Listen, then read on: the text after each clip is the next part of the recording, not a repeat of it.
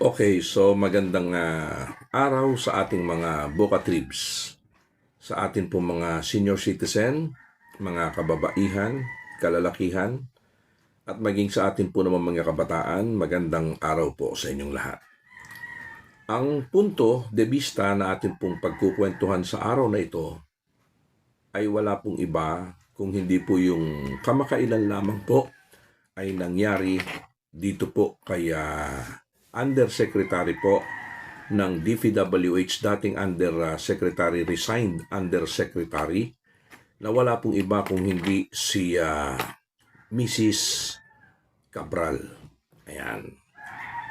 Kasi sinasabi po nila na ito raw pong si Mrs. Cabral, di umano, ayon po sa kasaysayan, ay nahulog daw po doon po sa isang lugar malapit po sa ilog na kung saan ang bahagi pong ito ay isang mataas na bangin. Na kung saan ito pong si Ginang Cabral ay nakaupo po doon sa lugar sa itaas po ng lansangan na ang ibaba po naman ito ay isa pong ilog o isang bahagi rin po ng bangin. Ayon po sa istorya na kasaysayan pong ipinagkaloob noon pong kanyang driver, di umano po ay napapansin daw po niya na ito pong kanyang boss ay ang nais ay laging nakaupo doon po sa lugar na iyon, na kung saan po ay po pwede pong magkaroon ng kapahamakan sapagkat ang lugar na iyon nga po ay mayroong matinding kataasan. Gayunpaman po, bagamat siya daw po ayon doon po sa driver na nagkukwento ay sinasaway na niya, tila hindi po nakikinig ito pong si Mrs. Cabral, at sa halip ay nanatili pa rin po nakaupo doon. Hanggang sa ayon po sa nag-iistorya, maya-maya daw po ay may dumating na kapulisan at tinanong daw po itong dalawa kung mayroong problema. Ang sagot daw po ng babae, wala naman po, medyo narito lamang po at nagpapaalis inip o nagpapahangin lamang. Hanggang sa sinabihan po ng pulis na kung maaari ay huwag po doon manatili at maghanap po ng ibang lugar sapagkat napaka mapanganib po yung lugar na iyon. Gayunpaman ay hindi po sila pinilit ng kapulisan at umalis po ang kapulisan.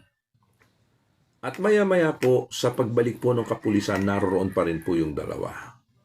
Kaya't sapilitan na rin po na pinakiusapan na sila po ay lumisan doon po sa lugar na yon at inulit po ng pulis na may matinding panganib sa lugar na iyon sapagkat yun nga po ay mataas. Nakinig naman po yung dalawa. Ayon po sa pulis, umalis po yung dalawa at nagtungo po sa Baguio at doon po sa isang kainan sila'y kumain at pagkatapos nagbalik po doon sa hotel na kung saan sila po'y kumuha ng magkabukod na kwarto doon po sa hotel at sila po ay doon po sana magpapalipas ng oras.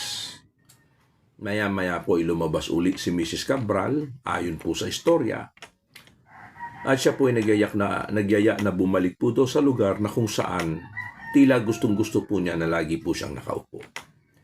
So ganun na naman po nangyari.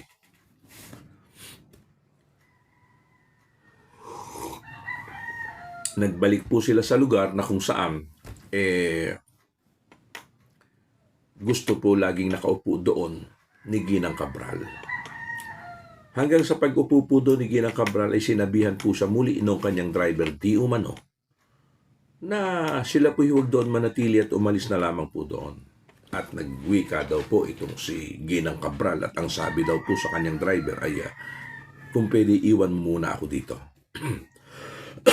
So ganun nga po nangyari, nagtungo po sa isang gasolinahan ito pong driver at nagpahinga rin po sandali doon. At yun nga lamang po, di umano, ang cellphone ay naiwanan po sa sasakyan at medyo natagalan po siguro na pagtigil po doon sa gasolinahan hanggang sa nung bumalik po ito doon sa lugar na kinaroroonan dati ni Ginang Cabral ay nakita po niya na ito ay wala na roon. So naghanap siya, nagtanong-tanong hanggang sa nung makita po't matuklasan nila, nakita po nila yun pong nakahandusay na katawan sa ibaba po nung nasabing lugar na katawan po ni Ginang Cabral. Ngayon, marami pong katanungan ang lumalabas po sa kasaysayang ito. Bagaman may isa rin pong tao na nagbigay din po ng kanyang nakita.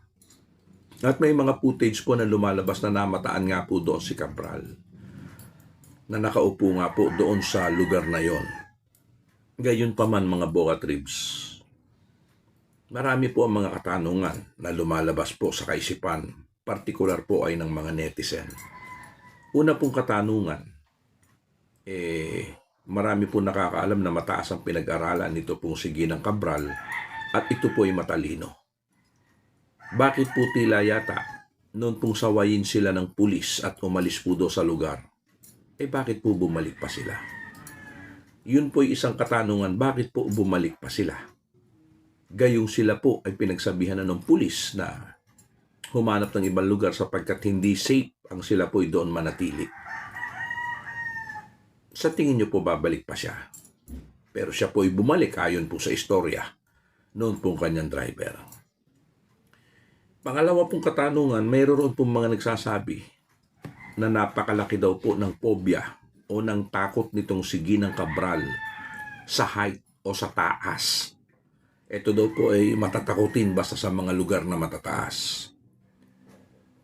Pero katakataka naman po na bakit po niya nagustuhan na doon po mismo manatili sa lugar na kanyang kinatatakutan. Biggest phobia? Heights. Heights. Heights. Yun pong lugar na mataas. Ano kaya po yun? Nilabanan niya ang takot niya sa sobrang sa matataas? Nilabanan niya ang takot niya sa sobrang kung ano mang kanyang pinagdadaanan? At ang isa pa pong katanungan, pangatlo pong katanungan, bakit po siya iniwanan noong kanyang driver? Kahit pa po sabihing iwan man lamang siya roon sa lugar na iyon, at siya lamang ay mag-iisip, kung ikaw po ay driver, bakit mo naman iiwanan? Po pwede ka naman lumayo na lamang ng lugar habang nakatingin ka sa kanya. Ibig ko sabihin, umangat ka ng kaunti, hayaan mo siya mag-isa. O iwanan mo siya doon ka sa sasakyan at bayaan mo siya doon nakaupo. Para at least, kita mo man lang kung may mangyayari. Kita mo kung ano, kung sakaling may mangyayari, kita mo kung ano man yung po pwede mangyari. At ang isa pa po na marahil po pwede pong huling katanungan na po ito. Ano po ang ginagawa ni Mrs. Cabral na sa kanya pong suliranin, bakit po kinakailangan na siya'y mag-isa?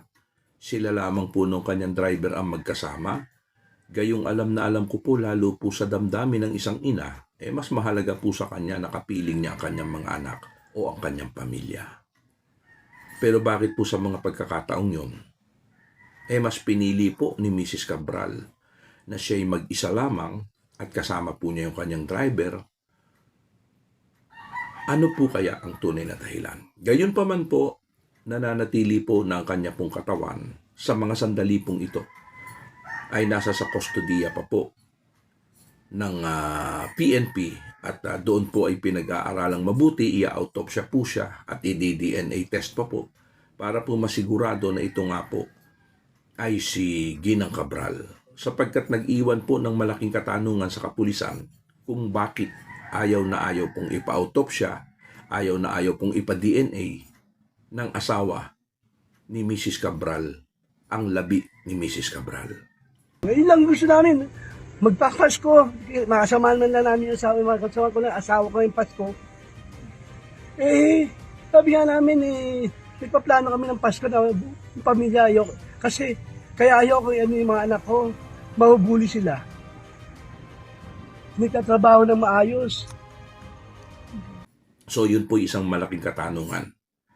Sa mga pagkakataong ito mga Boga Tribs, tanging palaisipan pa lamang po ang mayroon sa kaisipan ng magkabilang parte. Ng parte po na nagsisiyasat at sa parte po naman ng mga nakatuon sa kaganapan ito sa nangyari sa buhay ni Mrs. Cabral. Sapagkat very timely po naman yata. Bakit po naman tila very timely? na kung kailan po nagsiwalat na po ng ilang mga nalalaman si Mrs. Cabral sa usapin po na may kinalaman sa Ghost Flood Control Project ng DPWH, ay ngayon pa po nangyari sa kanya ang pagkahulog doon sa mataas na lugar. Hindi po natin alam kung anong katotohanan. Antayin po na lamang natin ang magiging resulta ng investigasyon. At kung ano po ang lumabas dyan sa investigasyon yan, nawa po naman ay ating igalang.